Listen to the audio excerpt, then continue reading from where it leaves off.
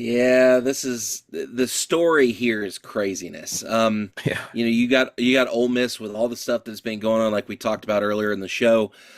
You've got Miami that everybody thought was dead in the water. There's no chance they make it out of the first round, and then here they are in the semifinal. Um, Miami's favored by Vegas by 3.5 right now, according to what the line says. My buddy Grant, who you've talked to, Grant knows ball. Grant Knows said ball. Miami was going to win this ball game.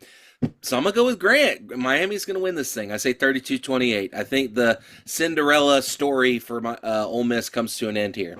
And the Canes are in the national championship for the first time since, God, what, 2001? Oh gosh, it's been a long time.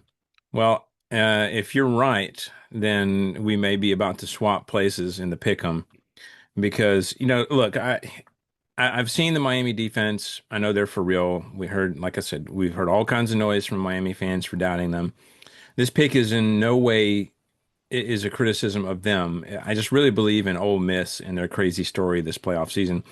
Sounds like, as we mentioned already, Trinidad Chambliss and Kewan Lacey will be staying at Ole Miss despite Lane Kiffin's attempts to lure them to LSU. We've already discussed that. I don't know. It's just a really interesting story that builds the further they get into the postseason to the point where they're just one game from playing in a national championship. So back to the field, the play on the field, though. Miami does have a good defense, but I like Chambliss's ability to extend the plays, much like he did against Georgia.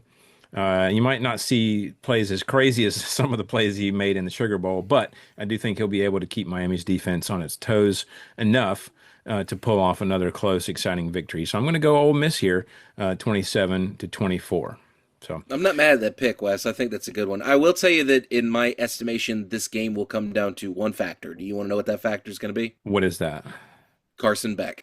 Carson Beck. I really, And I really feel that if Carson Beck comes out and plays a very tight game and does what he needs to do, Miami wins this ball game. If Carson Beck, which Carson Beck has had a bad habit of occasionally in the past, if Carson Beck comes out and lays an egg or he struggles, Ole Miss will win this ball game. I right. think it all comes down to quarterback play for Miami.